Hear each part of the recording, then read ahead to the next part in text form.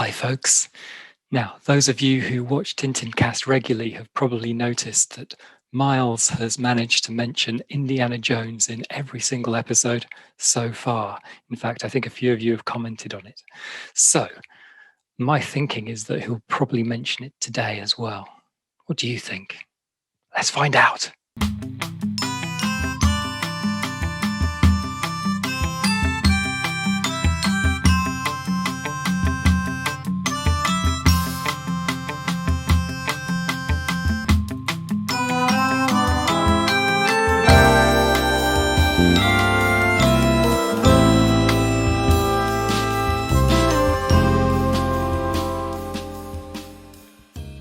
Hello and welcome to Tintincast, episode 20, book 23, Tintin and the Picaros.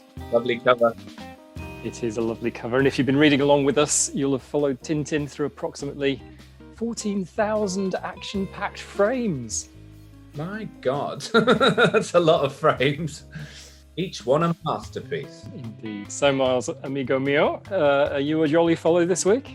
I am a jolly folly, and I'm ready to go.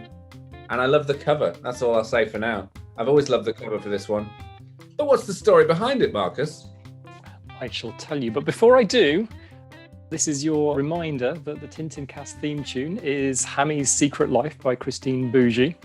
And she can be found at christinebougie.bandcamp.com. Her new album, actually, Firm Believer, is also quite magical as well. So you can pick up those for a bargain price at Bandcamp.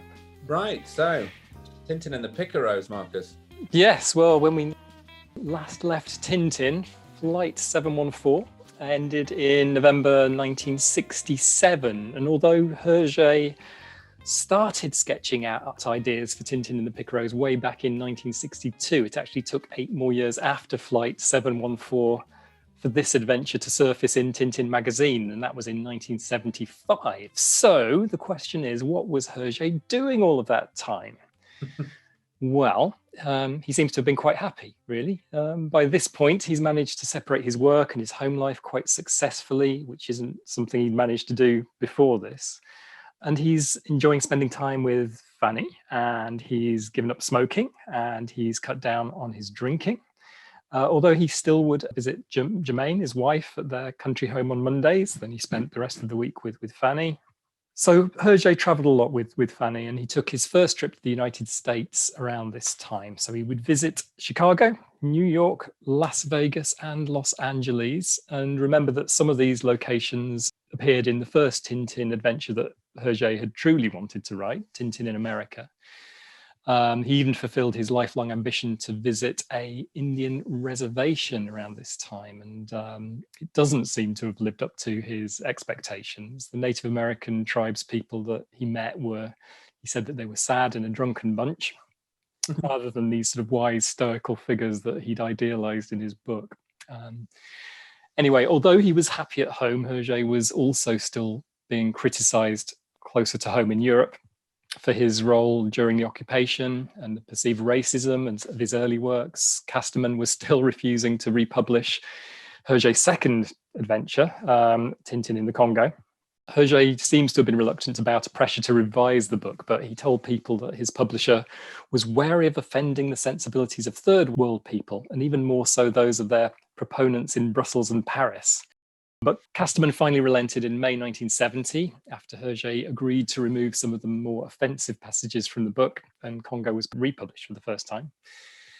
Hergé also revised Land of Black Gold around this time to remove the Jewish terrorists and the English occupiers, although he said that this was more to make the adventure a timeless adventure, more timeless. He even encouraged Casterman to republish Land of the Soviets, his first book, and one which he doesn't seem to have been too pleased about. He was always quite embarrassed about Soviets, but this republication was really down to pressure from collectors who were already bootlegging versions of the adventure.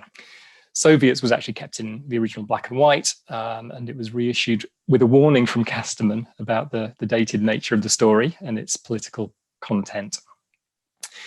Anyway, aside from Tintin, Hergé was pursuing hobbies outside of work for the first time in his life. He'd had a lifelong ambition to paint, and he recruited Louis van Lint, established Belgian artist, as a tutor. And during a year with Lint, Hergé produced over 30 paintings.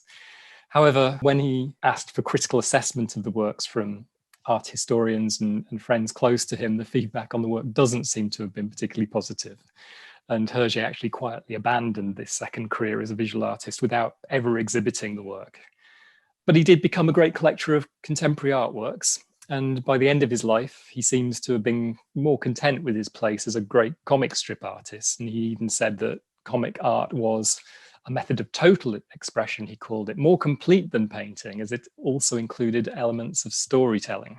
In fact, he actually felt that a comic strip artwork might be more accomplished than some of the modern art around at this time as well. And there are some frames in Tintin in the Picaros which includes a number of modern artworks as well. Hergé was a big fan of Roy Lichtenstein and his comic art style. Both Hergé and Lichtenstein had, of course, been inspired by the early American bande dessinée comic strips.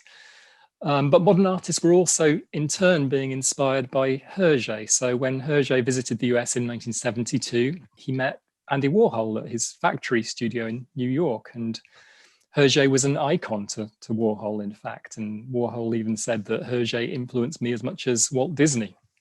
And in 1977, after the publication of Picaros, Warhol joined Hergé again at a Brussels gallery this time and presented Hergé with a screen print that he'd done of him. So this sort of sets us up rather nicely for next week's adventure, Tintin in art. But in the meantime, it was distracting Hergé from actually the business of getting Tintin and the Picaros finished. The adventure finally began to be serialized in Tintin magazine on the 16th of September, 1975. And it was primarily a collaboration between Hergé and Bob de Moor at Studios Hergé. And it was, in fact, the first adventure to be published in our lifetimes, Miles. I was just going to say, it's like we'd been alive for a whole year by that point, hadn't we? Yeah, that's fascinating, actually, about all the fact that he influenced pop art and pop art influenced him. I mean, it's a great crossover, isn't it? Because these days, yeah, if you saw an art exhibition that had a load of Tintin stuff in it, you'd just think, yeah, great, iconic comic art, you know. The Lichtenstein one, I mean, I love Roy Lichtenstein. I think he's amazing. It's just so bold and I went to see a pop art exhibition at the Tate Modern, I think it was a few years ago, and it was like unusual pop artists. So it wasn't like a Warhol exhibition or a Lichtenstein, but it was like lots and lots of other pop artists of the time, 60s and 70s, and it's just staggeringly beautiful. And I could have seen a Tintin picture in there. I might have even, someone may have even done a Tintin picture in there with the dots, you know, the printing, something like that. But again, yeah, it's fantastic that Hergé got over his own sort of snobbery of cartoons by the end of his career, because I always find it sad when people who make what's perceived to be light, you know, art, just think it's not as good as, or like people who do certain type of music think, well, it's not as good as Mozart. I'm like, yeah, but it's just different, you know. Tintin is as valid. But this is the last complete Tintin book. It is. And I'm not sure whether it's because this is a book that was published and written during our lifetime. And Tintin, God bless him, is wearing tight bell-bottom trousers instead of his trademark +4s. Yeah. He has a CND sign on his bicycle helmet. Has the world gone topsy-turvy? I do like the fact that because he got criticized for that, Hergé, didn't they? We're like, why is he changing it in the last book? It seems a bit churlish, but you know, Tintin changes like everybody. I mean, as we know, in the last 4 or 5 books, Tintin's evolved a little bit. He's shown his emotional side, and you know, he's cried, and he's in this, he takes a back seat a little bit to Haddock, but he's also quite wise, because he's like, well, I'm not going to rush in to this plot that unfolds in the first 20 pages, which is Haddock and Tintin are accused of trying to plot against General Tapioca, who's already captured Bianca Castafiore and the Thompson twins. So this book is like, on paper, it's kind of, if I was to say to you, okay, so the last Tintin book, the next one I'm doing, right, Bianca Castafiore and the Thompson twins get captured by General Tapioca, and then Tintin and Haddock team up with General Alcazar, who's now like Fidel. He's like Fidel Castro. He's like a sort of, you'd be like, really? That's what you're going to do for the next book? It's a strange jumble of ideas. I mean, it's not dissimilar to Flight 714 in a way that he's again taken this ensemble cast. He was very influenced by Balzac by this time, and he kept bringing back this same cast and trying to throw all of these characters into each of his adventures. But again, almost trying to tie up loose ends. This time, it's very much Alcazar's book. Yeah, Alcazar's quite cool in this book, having been a bit like dodgy as hell in previous ones. Oh, he's still pretty dodgy. He's very dodgy. I mean, let's face it, you cut off one dictator's head and another one sprouts up, and oh, it's Alcazar now, and everyone's like, Viva Alcazar! And it's like, 5 minutes ago they were Viva Tapioca. So there is that. I mean, it's a comedy approach to politics, really, even though it's based on what was going on in America and the Americas and so forth. But it's kind of Hergé's take on the sort of revolutionary sort of South Central America, and kind of a bit like kind of Woody Allen Bananas, maybe. I was just going to say that. Yes, it is a lot like Bananas. At some point, I expected them to check into the local cafe and order like 300 sandwiches for the troops. Can we have 100 on rye? And instead you get a bunch of drunken, that's quite a nice plot. The fact it ties in the whiskey, it ties in the whiskey being dropped on the troops to keep them drunk so they can't rebel. Hergé's done his bit for the Cold War, and this is very much almost a proxy war again, that you've got on the one hand you've got Borjurian support for Tapioca's government, which is kind of a reference to the Soviet Union's support for various Latin American regimes at the time, I guess particularly Castro's Cuba. And then you've got on the other side the International Banana Company, which is kind of getting involved, kind of reflect the Western influence and the multinationals in Latin America. So you've got all of these kind of tensions being played out, like world conflicts. I mean, I suppose this is obviously going on today still in places like Afghanistan. Yeah, true. It never really ends, does it? I think it's just same beep, different decade. But yeah, I mean, if this came out in 1975, that was sort of, the Vietnam Wars just ended and everyone's depressed, and, politics has ripped apart most of the world and everything's out of balance, and, post-Cold War Russia it's a mess. I mean, the world's a mess now for various other reasons, and it probably always will be. But then it was the mid-70s was terrible. And Hergé does seem to be quite, he was the young idealist who would often have Tintin airdrop into situations with trying to change the world, but it very much feels in this book as though he's kind of pretty despairing of the world and quite cynical about the situation. It does, and it kind of follows on from the last few books where basically Haddock's retired to Marlinspike Hall, and again, this adventure begins at Marlinspike, and it's kind of like if Hergé's saying, look, if I'm going to do this book, we're at Marlinspike now. It's always going to begin at Marlinspike. We're settled there. Haddock is not going to, the only way to continue the adventure would be Haddock loses the hall or something, but it's like, it's going to start at the hall every time. If he'd written 10 more books, it probably would have been based around Marlinspike, because he's like, look, can we just be at Marlinspike now? And Tintin's almost like he's fully retired in the first half of this book. He doesn't even go with it. I mean, none of them seem to have much appetite for doing anything in this book. Hergé doesn't, and neither does Tintin and co.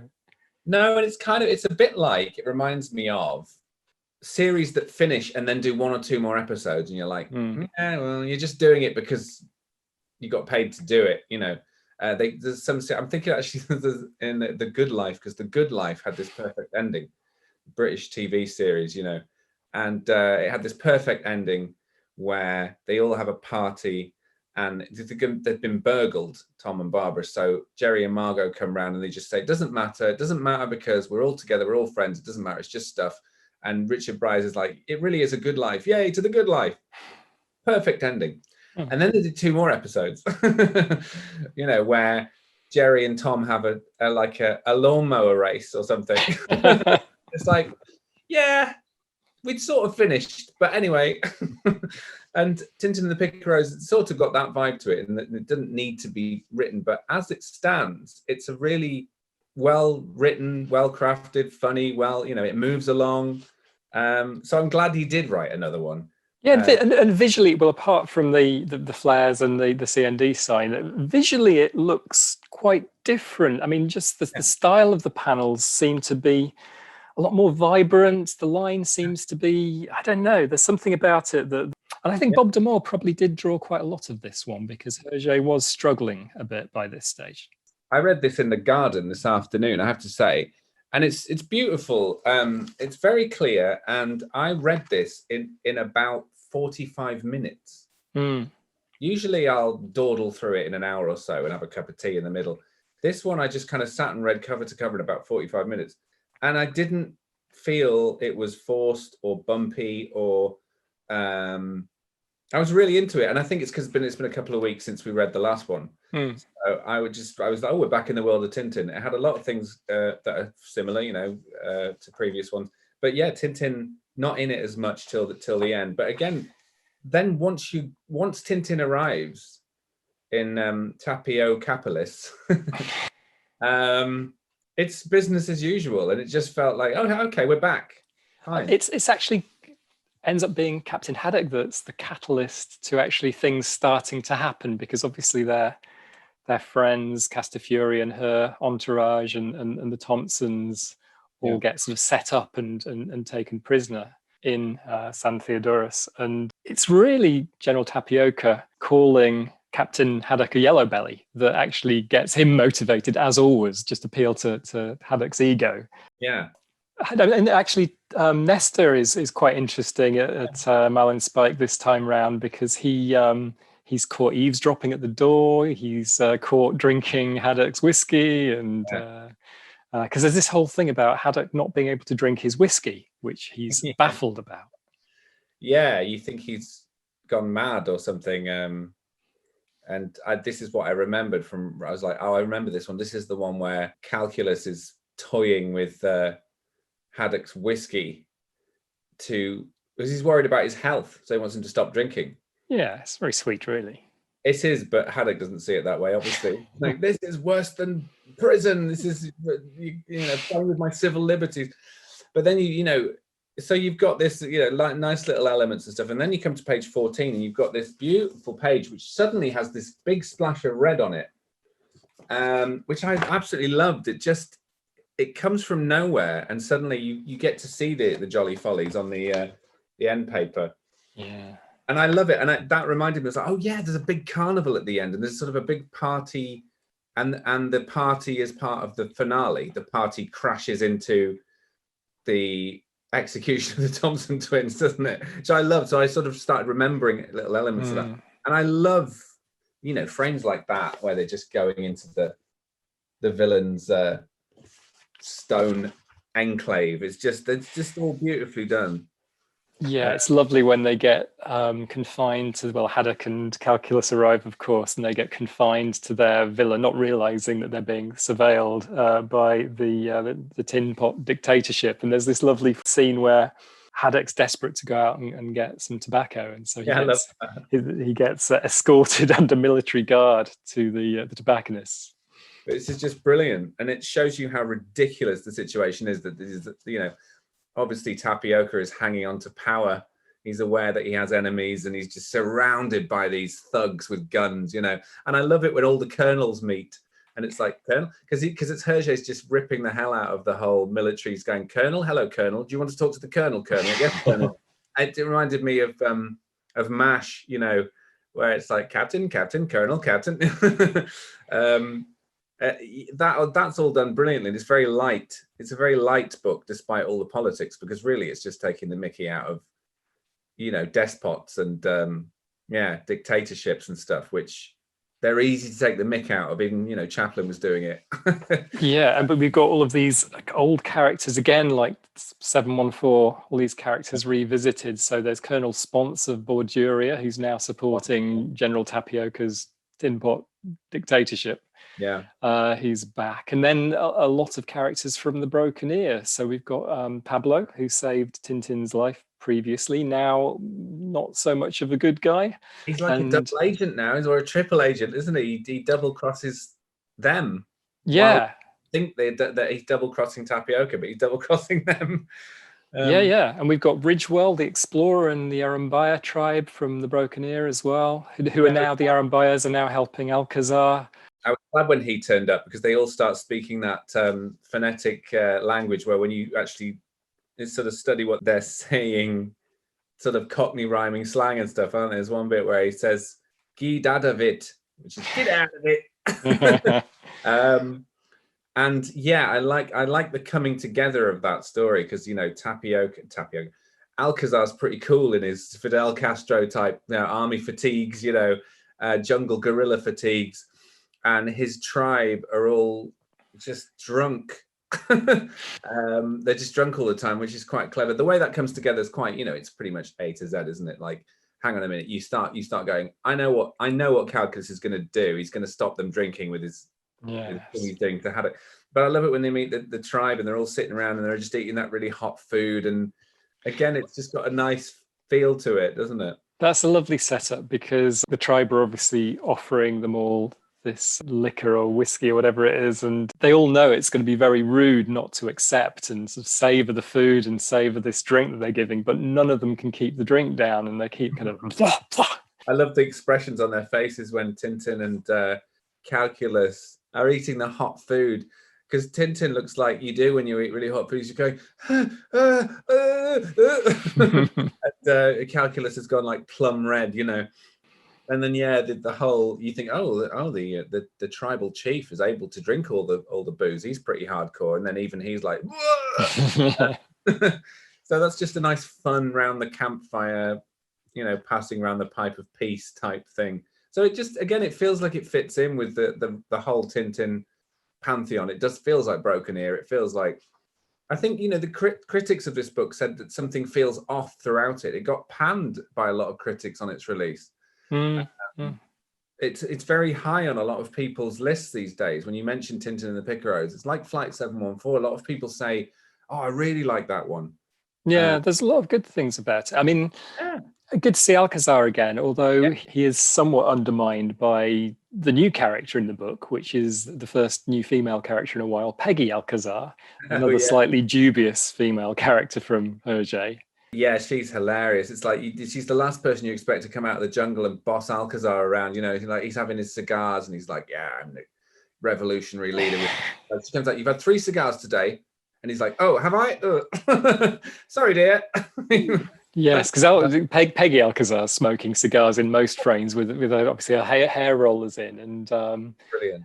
Then you get Alcazar sort of washing the dishes in his pink apron and things, suitably emasculated. And then, as always, tends to happen these days, Professor Calculus loves a strong woman, and Professor Calculus is, again, charmed by Peggy Alcazar and kisses her on the hand. And he loves a spirited lady. It's everyone with like Sybil in Fawlty Towers or something. I like the woman with spirit. Yes. Oh, God, don't smile.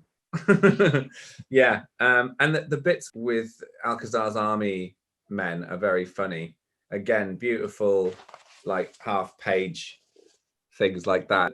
The soldiers are all getting drunk and hanging around the jungle, and they just don't care, shooting their guns, drinking whiskey that's been dropped by Tapioca. As what better way to keep an army on the back foot than just get them drunk so they don't care about revolution. And there's a nice page where Alcazar's shouting at them. He's going, "Basta!" And they're just all like, "Hey, caramba, caballeros, el general!" And then he's just like, "Oh my God, I'm really going to have to whip these guys into shape." And Tintin kind of, he sort of indicates that if you don't follow my plan, you're going to be just drunk in the jungle for the rest of your life. Yeah, I mean, it's pretty much Tintin's main contribution to the book really is this idea of how Alcazar might seize power, and it's not particularly because Tintin agrees with Alcazar's kind of politics or thinks he's going to be much better than Tapioca. It's really just to get his friends freed from prison, because there's Bianca Castafiore and the Thompsons, and Alcazar, if he gets into power, has the ability to release them. And so That's the one thing that Tintin does insist on with Alcazar is that it's a bloodless coup, and he doesn't go and kill all of his adversaries and the regime that he's replacing, to which Alcazar is very offended. In fact, he suggests that he might shoot Tintin, which is they always have such a bizarre relationship, Alcazar and Tintin, because you wouldn't really call them friends. They kind of encounter each other over the years, and Alcazar's there's kind of suspicion between them always, and then you've got Alcazar threatening to shoot Tintin. Alcazar saying, "Oh, at least let me shoot General Tapioca." Like Tintin said, "No, you can't even shoot him." Yeah, and I love the fact that for Tapioca, that's an enormous dishonor, and so Alcazar's like, "Well, good, good. I dishonor you. Go away. I'm not going to kill you." No, they have an uneasy alliance. I would say they're uneasy allies in that they don't particularly wish each other any harm, but they could go against each other if they were on the wrong side. And yeah, like you say, halfway through the book, I almost forgot why. I think one of the characters says, "Well, why do we care about Alcazar's rebellion?" And Tim's like, "Because we want our friends to be free. It's purely selfish." Yeah, I remember now. Yeah. And I think this is the good thing about one of the good things about Hergé's writing is that there are characters who aren't black or white. I mean, Pablo has saved Tintin in The Broken Ear, but here he frames him. Scut, I think, was originally came into the series. He was firing at Tintin and co from a plane, and they become firm friends. I always like characters like that. They do that very well in westerns, and things like Star Wars, where you have a character it's morally dodgy, but when they come good, boy, do they come good. So I like characters like that either start bad and end up good, or start good and end up bad. The other way around is interesting to me. I like characters that start bad and end up good because they were only really bad because they were getting something out of it. And when they realize their morals wouldn't allow them to be bad anymore and they start being good, I always like characters like that because you realize they finally picked a side and the side is the good side. So and he's just a scoundrel, is Pablo. He's obviously a bounty hunter type guy, and he'll just take whatever the best offer is. If Tintin said, "Look, I'll pay you double to not double cross us," you can imagine Pablo going, "Yeah, all right." But you can't trust a guy like that. So Alcazar's trying to take on San Theodorus with 30 Picaros who are hoping can help him seize power, and some help from the Arambaya tribe. But the Picaros apparently were based on a real life, the Tupamaros, apparently, a Uruguayan urban guerrilla troupe who apparently helped Castro gain power in Cuba. Right. That's interesting. So it did feel very much based on Hergé's observations of what was, some real events, because it feels real. It's a comedy and it's a comic, but I was thinking of the Shea films by Soderbergh, which are fantastic. They're both fantastic, and they're really just about this guy and his soldiers in the jungle trying to group together and come and take over a corrupt, country. But there's scenes where they're just, have we got enough food? Are we dry when it's raining? Are we, you know what I mean? And they're just coping. It reminded me of that, but it also reminded me of Woody Allen's Bananas as well. It's quite light-hearted. It's not, especially compared to Flight 714, where they sort of arrive and they're duffed up and humiliated. Yeah. Whereas in this book, sure, there's comedy despot characters like the colonels and Tapioca himself, but they're not that threatening. They're kind of like comic strip Nazis. They're like in Raiders of the Lost Ark. There you go. I mentioned Indiana Jones. I knew it. Actually, the cover reminded me of Kingdom of the Crystal Skull. Here we go. I had a friendly bet with the viewers at the start of the podcast that you might mention Indiana Jones tonight. I know you have. There's so many parallels, aren't there? And then there's a fantastic page 51, where it's sort of you get to the final act where all the tourists show up. Yes, the Jolly Follies turned up. Yeah, and they've sort of been signposted throughout the book, so you kind of assume that you're going to get to meet them at some point. Yeah, and then there they are. And then I love the fact that that last 12 pages or so is the turning point, because you realize, well, what happens in the end is that they hijack the carnival, Tintin and Haddock, and use it to rescue their friends, which is brilliant. They put the masks on. It all goes very Wicker Man at the end. They were all parading around. Yeah, I was going to say that it's like Morris dancers meet Wicker Yeah. Man, and I'm not even sure quite what the Jolly Follies are. I mean, presumably there is some kind of Morris dancing kind of tradition, maybe in Belgium, because these seems to be sorts of people that Hergé knew who would go out and do this stuff. They also remind me of like tumblers, acrobats, and who knows? But they look very sort of scary in a way. Actually, they've got scary eyes and big. They look like Mr. Nosy Bonk, which is a reference. Oh, yes, Jigsaw. Only British kids who were born in the 70s will know, really, but he was a very creepy character. Mr. Nosy Bonk gave me nightmares as a child.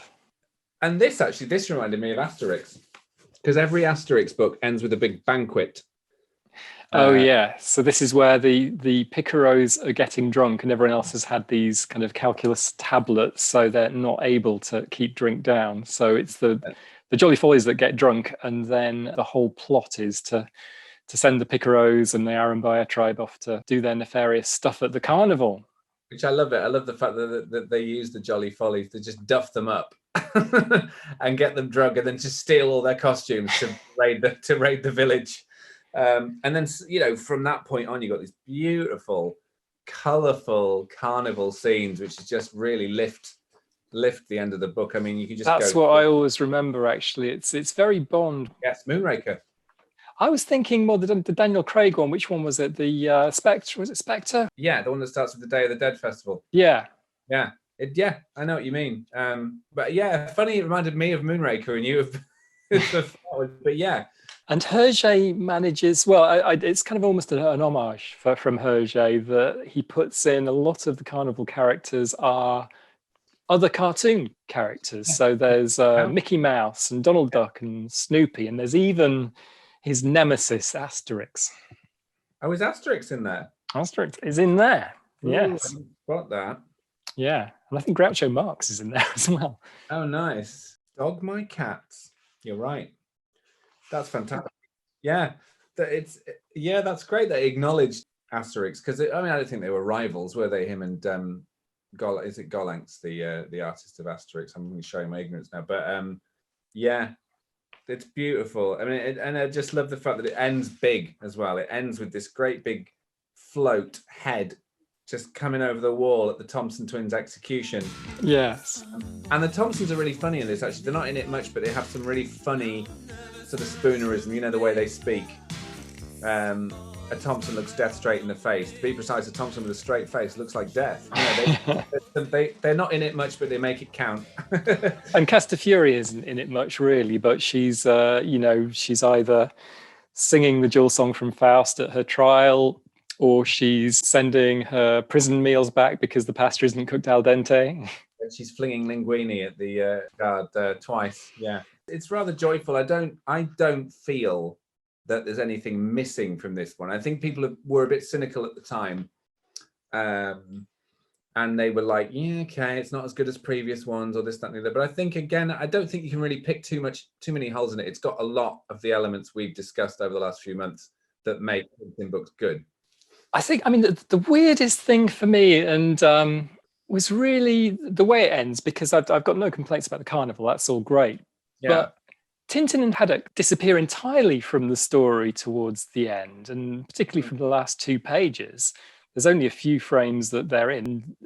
Only in a few of those frames they're actually saying anything. They're just looking forward to being back at Marlinspike. And, apart from Alcazar now holding power, nothing's really changed in the ghettos of San Theodorus. But I find it slightly strange that Hergé must have known by this stage, he wasn't probably going to be writing a lot more books. This book had taken him 8 years to write. He's in his 70s now. Yeah. And did he really think that he was going to complete another book after this? I just find it strange that there wasn't more of a kind of tying up of things, or at least sort of saying goodbye to Haddock and Tintin at the end, in a way. Maybe we're a little spoilt these days, that because just thinking about kind of great artists giving us great parting works. I was thinking earlier about David Bowie, for instance, whose last 2 albums, I guess, could be described as, big full stops in his career. They were obvious Bowie saying goodbye to the world and kind of tying things up and kind of revisiting his life and being retrospective and dealing with issues of old age. And maybe cartoons aren't there to do that, given the sort of nature of the audience. But I still find it strange that we don't get to say goodbye to Tintin and Haddock at the end of this book. Maybe because he was feeling quite at peace with doing Tintin at this point. He wasn't saying things like, and it doesn't seem that he was saying things like, "Oh, I'm sick of Tintin." And he said it in the 50s and 60s. "I'm sick of doing Tintin. I'm not going to do." And he's sort of semi-retired. He's getting on a bit. He's in his 70s. He's happy.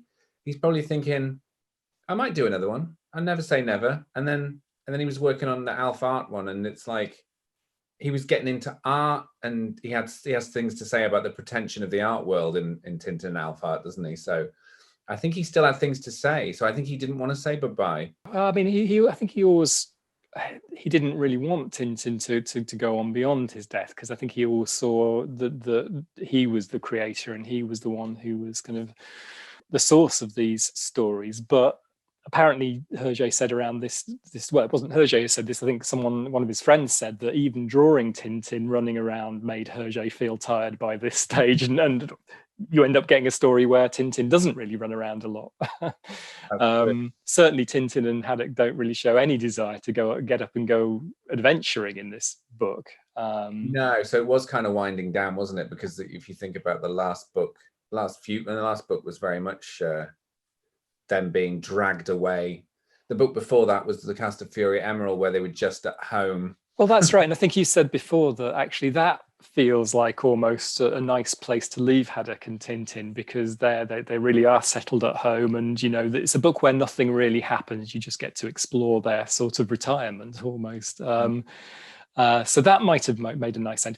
Maybe it doesn't matter that things aren't tied up at the end of this, because I certainly didn't read the Tintin books in order, and I don't know how many people do, apart from now we're doing it.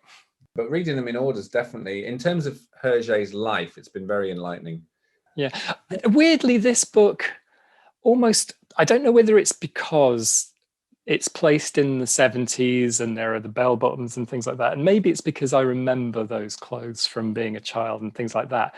But this book sort of feels more dated to me than some of the earlier ones. And, maybe it's because I don't remember people like kind of going around wearing +4s and things like this, but having those kind of bell bottoms and CND signs and things, it does sort of date this book almost for me more than some of the others. It feels less timeless. It does. When the hippies could turn up and they're like, "Hey," it's like, come on, we know when this is set then. But whereas the other ones they're timeless. Yeah, if you look at the Tintin movie, which is Red Rackham's treasure, basically Secret of the Unicorn, you don't really have a time for that. It's timeless. It's like it could be the 40s, it could be the 50s, it could be the 60s. It's just because they're in the desert and all, it could be any year really. And that's what's great about it. It's not like, it doesn't open by saying 1932. Only historically do you know when he wrote that book. But Picaros feels of a time. But yeah, I thought I really enjoyed reading this one. I didn't at any point sit and think about all of this stuff we're talking about in terms of criticism and the time it was written and how long Hergé took it. I read that after. I like to read the facts after the book. Well, let's balls it up then. What's the scores on the doors? Do you know what? I'm going to be honest and go with my first score that I thought of, which is a 6, which seems quite generous, but I was dallying on doing a 5 because of a lot of the issues we've discussed afterwards, but my reaction was a 6. And it was partly because I tend to judge them on whether I enjoyed it, how good the artwork was, how good the story was. It's not one of the top ones, but I think it's because it's the last complete Tintin story that it gets an extra point. So I won't go down to 5. I'll give it a 6. I think it's perfectly drawn. It's very fun. It's not up to quite the standard of, well, it is up to the standard, but I think in terms of the character and the story, it's maybe one of the weaker ones, but I really enjoyed reading it. So I give it a 6, yeah. I know what you mean. It was really readable, and I read it in one sitting as well. I felt that the narrative arc kind of reminded me a bit of the Calculus Affair, in that Yeah, they're at home to start off with, and there's something happening around calculus and what he's been working on, and then it kind of ends up being this kind of in the Calculus Affair, it was kind of again the Borgia Sildavia thing again, whereas here it's the Tapioca versus Alcazar thing that sort of sets them off on their travels. But it didn't have the it wasn't as engaging as the Calculus Affair. It didn't have as much crammed into it. It wasn't as action packed, and I just found certainly Tintin felt a bit lackluster in this one. yeah. But it was so vibrant. The drawings, the whole carnival atmosphere, just the sort of strangeness of these picaros and the settings. I loved all of that. I think I'm going to give it a 5. Okay, that's fair. I mean, I'm giving it a generous 6, but I'll always enjoy something on some level, even the weaker Tintin books or weaker films. I'm like, that's good. That had a good start and a good end and a good middle, but not sure about all the rest. So I tend to be a bit over generous with, which is why I'll never be a critic. Because people are like, oh, he just gives everything 6 stars out of 7, But I think it's partly because I enjoyed it. I got a lot of joy out of reading it. It's beautifully shot. It's a comic book. It's beautifully drawn. Oh yeah, I certainly wouldn't want to be without it in the series. It's got some great ideas and some great set pieces. Well, I've got a confession. I've not read, nor do I own yet, but I will. The next one, Tintin and Alpha Art, because I don't know anything about it until recently when I found out that it was an incomplete Tintin book that had been finished after his death. So I should be interested to read that. And we'll have to let our imaginations do a lot of the work, I think. But it will be interesting to try and piece together what Hergé was trying to leave us as his final book. But how do we leave Hergé at the end of Tintin and the Picaros? Well, Tintin and the Picaros came to an end in Tintin magazine on the 13th of April 1976, and it was published in book format in French by Casterman and in English by Methuen in 1976. Hergé seems to have been quite creatively burnt out by this point and completed only this one book in the last 15 years of his life. And as you said, Miles, critically, it wasn't well received. It was accused of offering poor characterization and being a lackluster adventure, which was disappointing for Hergé. There were other disappointments around this time for Hergé. In 1970, Hergé's father, Alexis, died, which hit him hard. And he seems to have gone through quite an introspective stage as a result. He'd never been one to give interviews of a personal nature, but in 1971, he opened himself up to a series of quite intense interviews with student Numa Sadul, in which he addressed things like people's criticism of his collaboration during the war years, his loss of faith, his depression. Sadul had in fact been born in the Congo, the son of a French expat. So although Hergé had actually given Sadul free rein to interview him and publish the interviews, Hergé actually went on then to insist upon editing the transcripts heavily, to take out anything that might embarrass his family, Germaine, Fanny, his former colleagues, his publishers.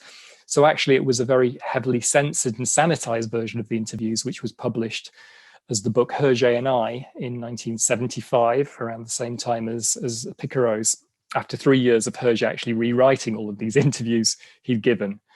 A more complete picture of those interviews, it can actually be found in Anders Ostergaard's 2003 film documentary, also called Tintin and I, which we may talk about in future episodes. Anyway, after talking to Sadul, Hergé seems to have become ever more obsessed about this great influence that Chang Chon-ren had been early on in his career, and he'd been thinking more about Chang anyway since Tintin in Tibet, of course. And although he had no idea where his friend was by this point, it was around this time that Hergé started asking around about Chang in Chinese circles, and he even actually travels to the east to investigate his whereabouts around this time. And although he has no luck finding Chang in these Chinese communities or his travels to the east, a few years later in 1975, when Hergé was actually visiting a Chinese restaurant in his home city of Brussels, Hergé just happens to ask the owner of this Chinese restaurant on the off chance whether he knew this Zhang Zhongren. And bizarrely, it turns out that the restaurant owner is Chang's godson. And so he writes to his friend at this Shanghai address that he's given 41 years after their first meeting.